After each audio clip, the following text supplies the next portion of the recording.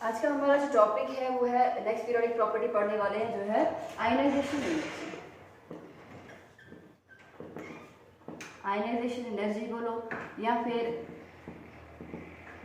Ionization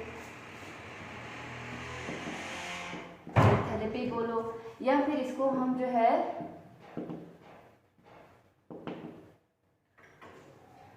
ionization potential भी कहते हैं।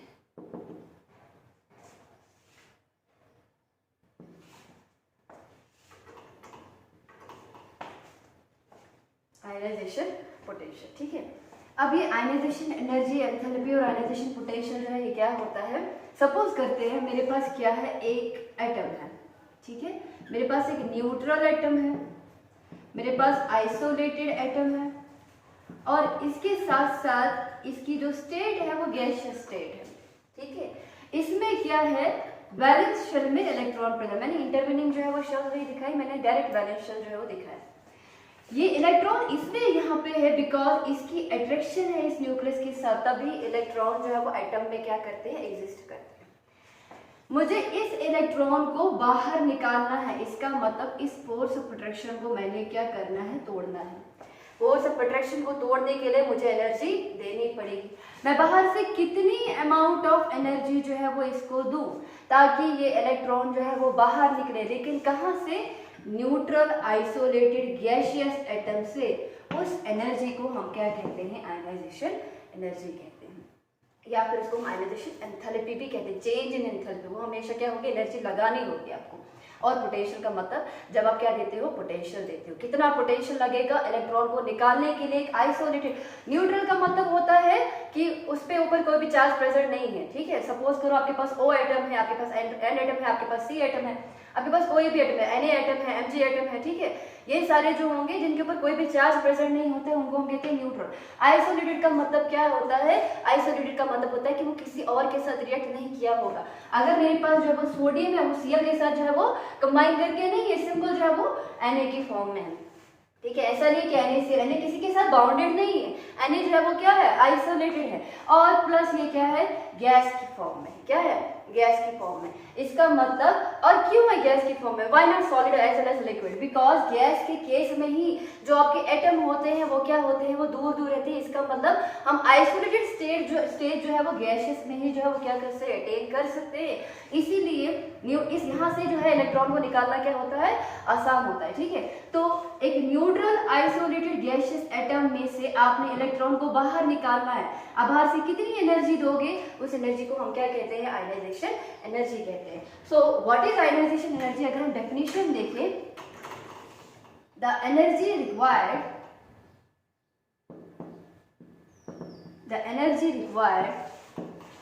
To remove the most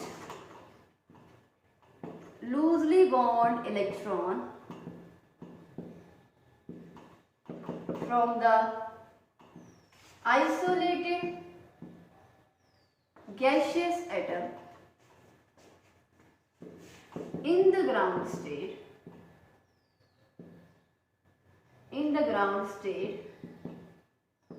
to form a cation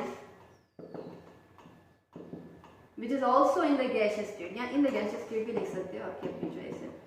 in the gaseous state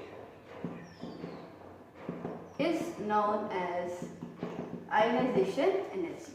The energy required to remove the most loosely bound electron मतलब valence electron from the isolated gaseous atom in the ground state. ground state का मतलब कि electron जो है वो excited नहीं है, ground state में ही है, मतलब अपनी ओरिजिनल शेल में प्रेजेंट है। To form a cation, cation का मतलब पॉजिटिव आयन। जब भी जो आपका न्यूट्रल एटम होता है वो इलेक्ट्रॉन को लूज करता है तो उसके ऊपर पॉजिटिव चार्ज आ जाता है, उसको हम क्या कहते हैं, कैटाइन कहते हैं। लेकिन वो कैटाइन भी किस में होना चाहिए, वो गैसियस स्टेट में ही। ऑफ कोर्स ये बात है, गैस एटम में निकाल रहे हो तो जो कैटाइन बनेगा वो भी क्या होगा, गैसियस स्टेट में ही होगा। सो एटम है, एटम से बनेगा आपके पास कैटाइन, ये G रिप्रेजेंट कर रहा है यहाँ पे गैसियस स्टेट, प्लस क्या होगा आपके पास इलेक्ट्रॉन, और यहाँ पे जो IE होगा वो क्या होगा, वो पॉजिटिव होगा। पॉजिटिव का मतलब एनर्जी जो है वो लग रही है, ठीक है। जब एनर्जी लगती है तो क्या होता है, साइन वो पॉजिटिव होता है, ठीक है। तो आयनाइजेशन पोटेंशियल क्या होगा, सिंपल पोटेंशियल लिखना है, एनर्जी की जगह पे क्या लिखना है हमें, पोटेंशियल। जैसा यहाँ पे मैंने अब लिखा था क्या, डिस्कवरी ऑफ इलेक्ट्रॉन और प्रोटॉन के केस में, उस केस में मैंने बोला ही था कि आयनाइजेशन ऑफ गैस की वजह से होता है, लेकिन बाहर से क्या देते हो आप, पोटेंशियल देते हो, तो उस केस में क्या होगा, आपका पोटेंशियल होगा। The potential required to remove the most loosely bound electron from the isolated gaseous atom in the ground state to form a cation also in the gaseous state is known as ionization potential। इसका जो unit होता है वो होता है आपके पास kilo joule पर मोल, और ये किसका है, ये IE का है, आयनाइजेशन एनर्जी का है। अगर मैं आयनाइजेशन पोटेंशियल की बात करूं तो उस केस में जो है वो क्या होगा आपके पास, उसका जो यूनिट होगा वो होगा इलेक्ट्रॉन वोल्ट पर एटम, EV पर एटम। ठीक है, ये थी डेफिनेशन कि आयनाइजेशन एनर्जी जो है वो क्या होता है और आयनाइजेशन पोटेंशियल जो है वो क्या होता है और इनकी रिस्पेक्टिव यूनिट जो है वो क्या क्या होते हैं। ठीक है, अब बात करते हैं कि सपोज करते हैं कि मैंने एक एटम में जो है वो एक से ज्यादा इलेक्ट्रॉन जो है वो निकालने हैं। ठीक है, इसको हम क्या कहते हैं, सक्सेसिव आयनाइजेशन एनर्जी। इलेक्ट्रॉन्स जो है वो कभी भी साइमल्टेनियसली जो है वो रिमूव नहीं होते। ऐसा नहीं है कि 5 इलेक्ट्रॉन को आप एटम में से जो एक साथ निकालोगे, पहले एक निकलेगा फिर दूसरा निकलेगा फिर तीसरा निकलेगा। ठीक है, ऐसा क्यों, सपोज करते हैं मेरे पास क्या है, M एटम है, इससे मैंने क्या करना है, एक इलेक्ट्रॉन को निकाल देना है। मैंने क्या बनाया, इससे M पॉजिटिव बनाया। गैस गैस जो है वो क्या है, ये अंडरस्टूड सी चीज है। M पॉजिटिव बनाया प्लस क्या बनाया, एक इलेक्ट्रॉन। ठीक है, अब इस M पॉजिटिव में से मैंने फिर से इलेक्ट्रॉन निकाला और मेरे पास क्या बना, M2 पॉजिटिव बना प्लस 1 इलेक्ट्रॉन मोर। ठीक है, एक इलेक्ट्रॉन फिर से निकाल दिया। अब ये जो मेरे पास M2 पॉजिटिव है, इस पे फिर से इलेक्ट्रॉन निकाला, मेरे पास क्या बना, M3 positive plus 1 electron. Suppose करते हैं कि इस M में क्या है आपके पास 10 इलेक्ट्रॉन और 10 इसमें क्या है, प्रोटॉन है। जब यहाँ से एक इलेक्ट्रॉन निकल गया, मेरे पास क्या है, 9 इलेक्ट्रॉन बचे और 10 प्रोटॉन ही बचे। इस केस में अब मेरे पास जो है वो क्या है, 9 इलेक्ट्रॉन है, यहाँ पे भी 10 प्रोटॉन है। सपोज करते हैं एक और इलेक्ट्रॉन जो है वो रिमूव हो गया, दैट इज 8 इलेक्ट्रॉन है और 10 प्रोटॉन। जब M2 पॉजिटिव में जो है आप फिर से जो है वो क्या करते हो, रिमूव करते हो, आपके पास 10 इलेक्ट्रॉन है, 8 इलेक्ट्रॉन है, 10 प्रोटॉन है, एक और इलेक्ट्रॉन निकल गया, आपके पास क्या बचे, 7 इलेक्ट्रॉन बचे, लेकिन प्रोटॉन का नंबर जो है वो सेम ही है। ठीक है, क्या हर एक प्रोसेस में आपको आयनाइजेशन एनर्जी जो है वो सेम लगेगी? नहीं, आयनाइजेशन एनर्जी हर एक स्टेप में क्या लगेगी, वो डिफरेंट होगी। हर स्टेप के लिए जो IE होगा वो क्या होगा, वो डिफरेंट होगा। सबसे कम कहाँ पे लगेगी, सबसे कम एनर्जी जो है वो यहाँ पे लगेगी। एक इलेक्ट्रॉन एक न्यूट्रल आइसोलेटेड गैस एटम में निकालने के लिए आपको एनर्जी कितनी लगेगी, उसको मैंने बोला था कि वो आयनाइजेशन एनर्जी है। अब जब मैंने कैटाइन जब बना, ठीक है, एक कैटाइन में आपने क्या करना है, और एक इलेक्ट्रॉन जो है वो निकालना है। जाहिर सी बात है यहाँ पे नंबर ऑफ प्रोटॉन ज्यादा है, 10 प्रोटॉन का 10 इलेक्ट्रॉन के ऊपर होल्ड कम होगा एज कम्पेयर टू 10 प्रोटॉन का 9 इलेक्ट्रॉन के ऊपर। इसका मतलब यहाँ से एनर्जी जो है वो आपको कम लगेगी इलेक्ट्रॉन को निकालने में। यहाँ पे अट्रैक्शन ज्यादा है तो यहाँ पे आपको क्या लगेगी, ज्यादा अमाउंट ऑफ एनर्जी लगेगी।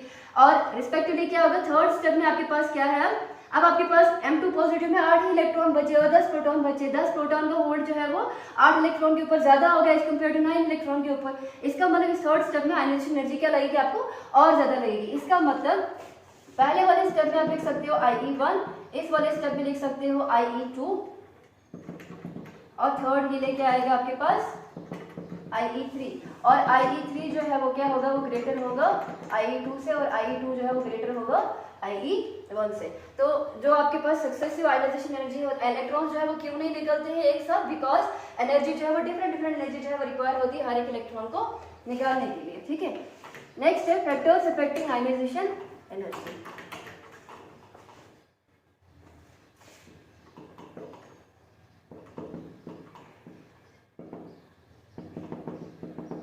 Factors affecting ionization energy. Number 1,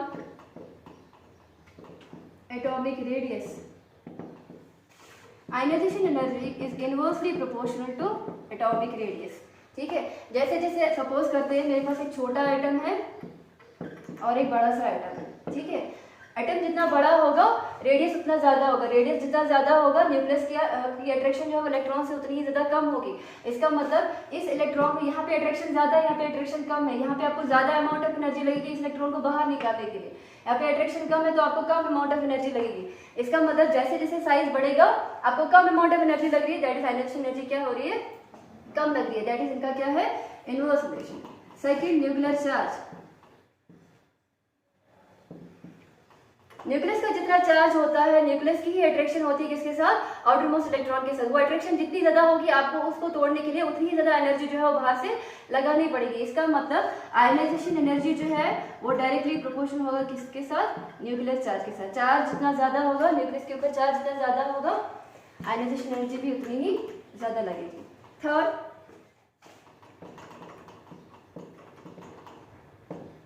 shielding effect, इसको हम स्क्रीनिंग इफेक्ट भी कहते हैं। स्क्रीनिंग इफेक्ट क्या होता है कि सपोज करते हैं मल्टी इलेक्ट्रॉन स्पीशीज में क्या होता है, ये जो अंदर वाले शेल होते हैं जिसमें आपका क्या होते हैं, इलेक्ट्रॉन प्रेजेंट होते हैं, आपने वैलेंस शेल से क्या करना है, इलेक्ट्रॉन को बाहर निकालना है, उसी को तो कहते हैं आयनाइजेशन एनर्जी, कितनी एनर्जी लगेगी।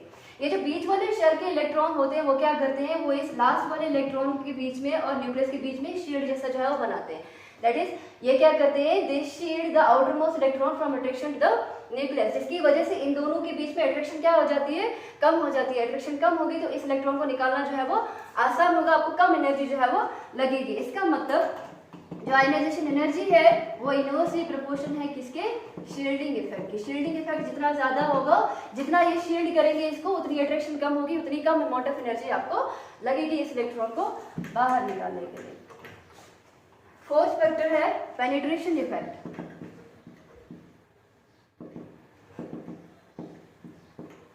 पेनिट्रेशन का मतलब क्या होता है, क्लोजनेस टुवर्ड्स द न्यूक्लियस।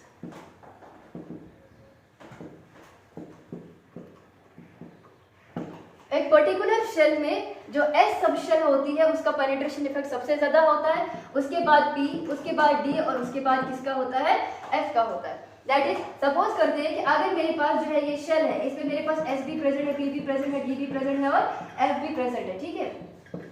ये सभी सब शेल्स में एक पर्टिकुलर शेल की जो सब शेल होती है उसमें वो जो है वो डिफरेंटली जो है वो क्या करते हैं, क्लोज होते हैं टुवर्ड्स द न्यूक्लियस। सबसे ज्यादा जो है वो एस होती है, उसके बाद बी होती है, उसके बाद डी होती है, उसके बाद एफ होती है। इसका मतलब एस से इलेक्ट्रॉन को निकालना है। अब अगर वो ज्यादा एस जो है वो ज्यादा क्लोज है टुवर्ड्स द न्यूक्लियस, इसका मतलब वो वाला इलेक्ट्रॉन जो एस में प्रेजेंट है उसको निकालने के लिए आपको ज्यादा अमाउंट ऑफ एनर्जी जो है वो लगेगी। इसका मतलब हम ये बोल सकते हैं कि पेनिट्रेशन इफेक्ट जितना ज्यादा होगा उतनी ही आपके पास क्या लगेगी, आपकी आयनाइजेशन एनर्जी लगेगी। That is, ionization energy is directly proportional to penetration effect. या फिर ये बोल सकते हैं कि आयनाइजेशन एनर्जी जो है वो ज्यादा लगेगी एस ऑर्बिटल के इलेक्ट्रॉन को निकालने के लिए, उसके बाद पी, उसके बाद डी और लास्ट पे एफ से इलेक्ट्रॉन निकालना जो है बहुत ज्यादा इजी होगा, ठीक है। उसके बाद फिफ्थ, इलेक्ट्रॉनिक कॉन्फ़िगरेशन। मैंने आपको बोला था यूनिट सेकंड में एटॉमिक जो स्ट्रक्चर है उसमें मैंने बोला था कि जो आपके पास फुली फिल्ड इलेक्ट्रॉनिक कॉन्फ़िगरेशन होती है और जो completely half filled electronic configuration होती है वो जो होती है वो ज्यादा स्टेबल होती है। सपोज करते हैं कि मेरे पास नाइट्रोजन है, उसका होता है 1s2 2s2 2p3 होता है, ठीक है। ये 2p3 जो है वैलेंस शेल है दोनों, ठीक है। 2s2 जो है वो ऐसे होगा और 2p में 3 डब्बे होते हैं, इसका मतलब ये ऐसे होगा। ये क्या आपके पास हाफ फिल्ड इलेक्ट्रॉनिक कॉन्फ़िगरेशन है। वैसे ही आपके पास क्या है, सपोज करते हैं मेरे पास जो है वो नियॉन है। नियॉन क्या होता है आपके पास 1s2 2s2 2p6 होता है। अगर मैं इन दोनों को दिखाऊं तो 2s2 को ऐसे दिखाएंगे और 2p6 को कैसे दिखाएंगे हम, ये कंप्लीटली फिल्ड होगा, ठीक है। अब जो आपके पास ये दोनों इलेक्ट्रॉनिक कॉन्फ़िगरेशन है, हाफ फिल्ड इलेक्ट्रॉनिक कॉन्फ़िगरेशन और फुली फिल्ड इलेक्ट्रॉनिक कॉन्फ़िगरेशन बहुत ज्यादा स्टेबल होती है। जब यहाँ से इलेक्ट्रॉन निकालोगे सपोज करो नाइट्रोजन से, एंड पॉजिटिव बनाना बहुत ज्यादा क्या होता है, मुश्किल होता है, because of more stable electronic configuration से लेस स्टेबल इलेक्ट्रॉनिक कॉन्फ़िगरेशन जो है वो बना रहे हैं। वही चीज नियॉन के केस में भी होगी, वो 2p6 कंप्लीटली फिल्ड है। इसका मतलब आपको जो है वो ज्यादा अमाउंट ऑफ एनर्जी लगेगी उस इलेक्ट्रॉन को निकालने के लिए, बिकॉज कॉन्फ़िगरेशन शिफ्ट होगी from more stable to less stable. इसीलिए जितनी ज्यादा स्टेबल इलेक्ट्रॉनिक कॉन्फ़िगरेशन होगी उतनी ही ज्यादा क्या होगी, आपके पास आयनाइजेशन एनर्जी भी आपको लगेगी। ये जो फैक्टर्स जो इफेक्ट करते हैं आयनाइजेशन एनर्जी को। लास्ट है इसमें ट्रेंड्स।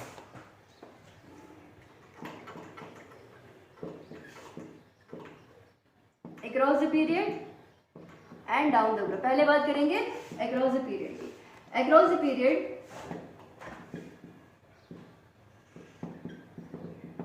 Ionization energy increases. क्यों होती है इंक्रीज? बिकॉज